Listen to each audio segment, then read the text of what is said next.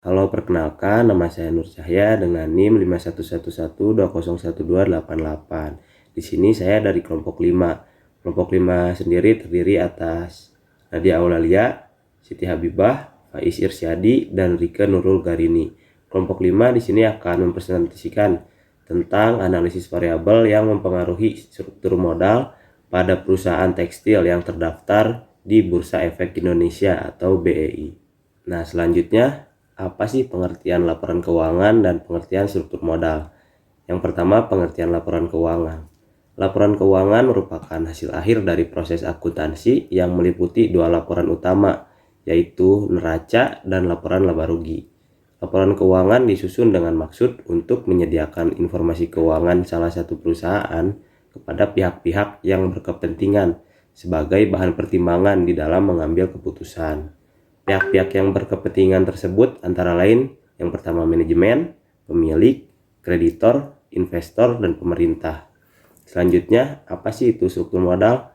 Struktur modal merupakan suatu ukuran perusahaan antara utang jangka pendek, utang jangka panjang, dan modal sendiri dalam melakukan kegiatan perusahaan.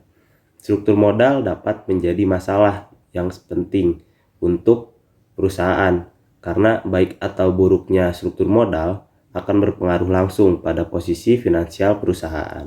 Nah, yang selanjutnya ada komponen struktur modal.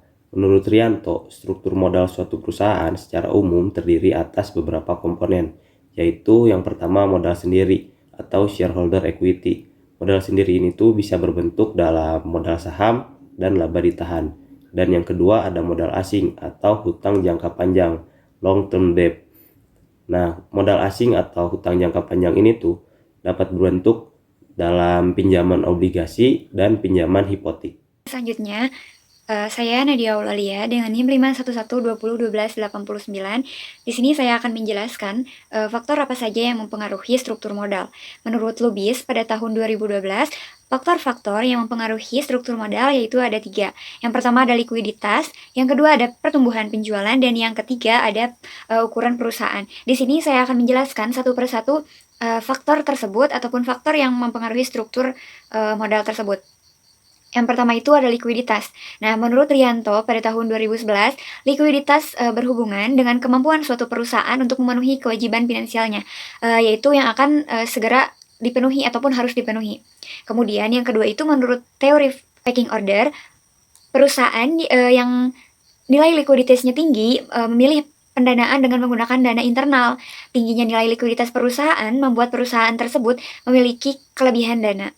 Nah, sedangkan menurut Rianto pada tahun 2011 yaitu pengukuran likuiditas dalam penelitian ini yaitu dengan current ratio yang dirumuskan sebagai berikut. Untuk rumus current ratio sendiri yaitu current ratio sama dengan aset lancar dibagi dengan hutang lancar dan nanti dikali dengan 100%. Kemudian yang kedua itu ada pertumbuhan penjualan. Nah, pertumbuhan penjualan itu menurut Brigham pada tahun 2011 yaitu pertumbuhan perusahaan ditunjukkan dengan pencapaian tingkat penjualan yang dihasilkan perusahaan. Pertumbuhan perusahaan dapat dikatakan sebagai pertumbuhan penjualan.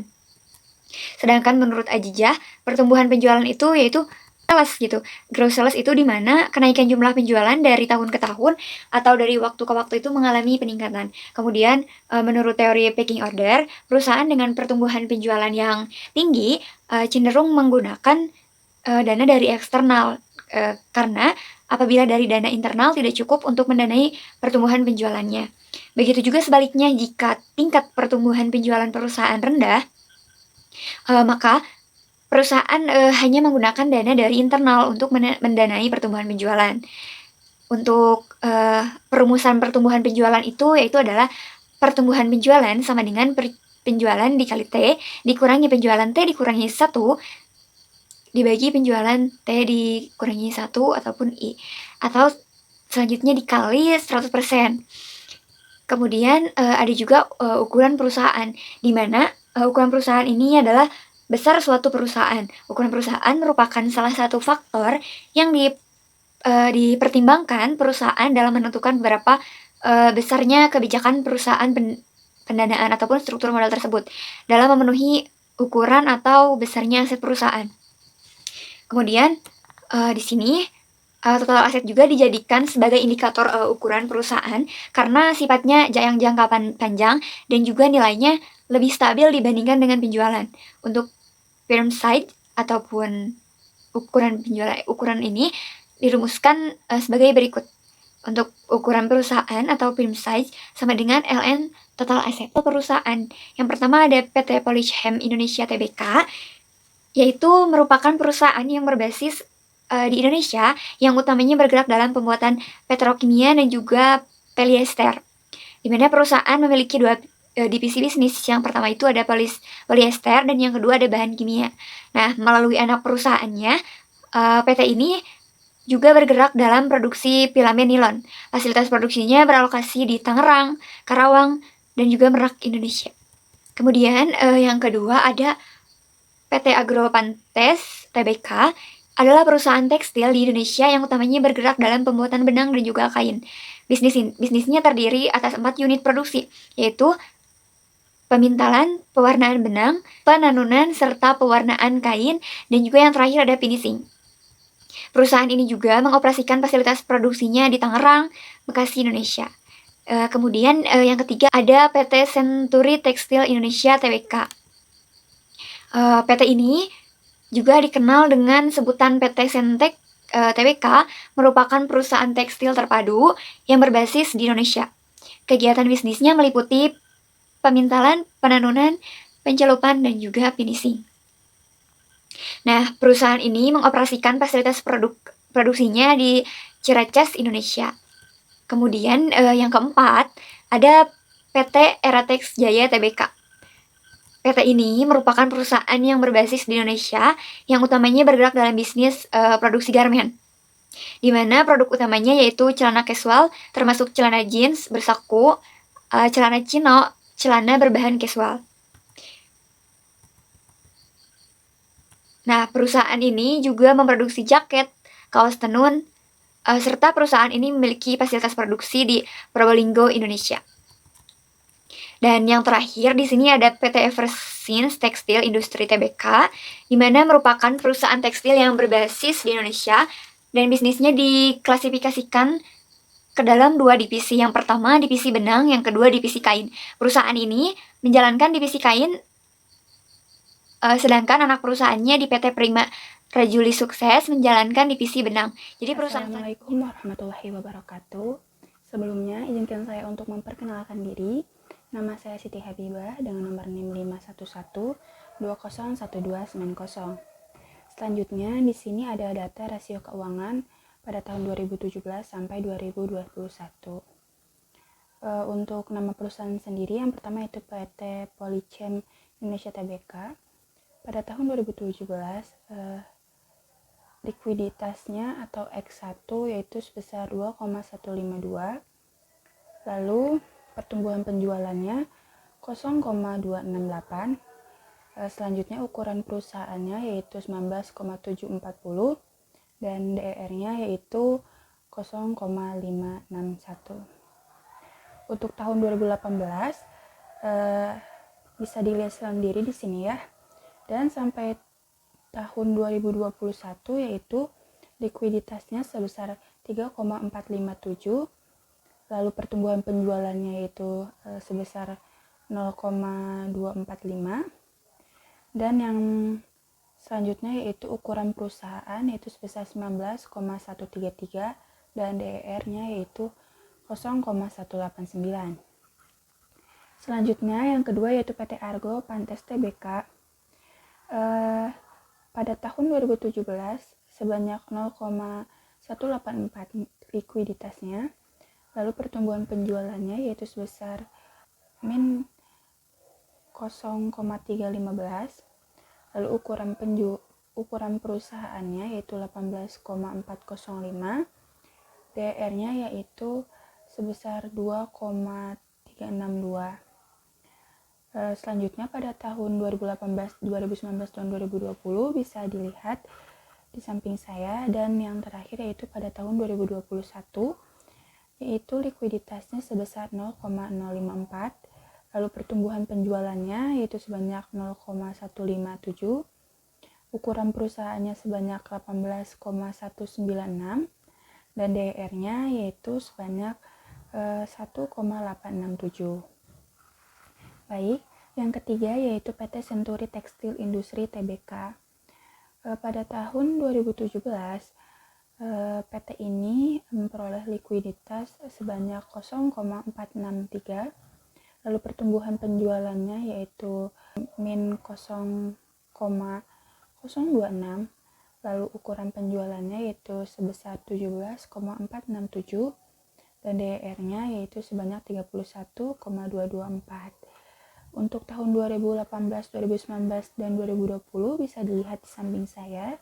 Dan selanjutnya yaitu pada tahun 2021 PT Senturi Tekstil Industri Tbk memperoleh likuiditas sebesar 0,276, lalu pertumbuhan penjualannya yaitu sebesar min 0,57,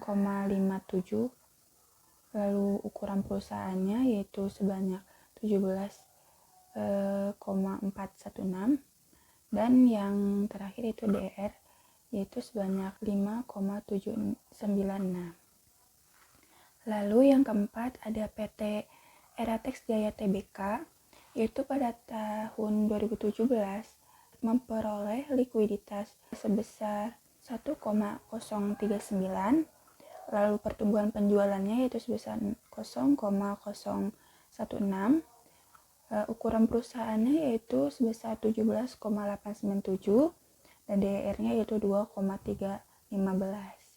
Untuk tahun 2018 sampai 2020 bisa dilihat sendiri di samping.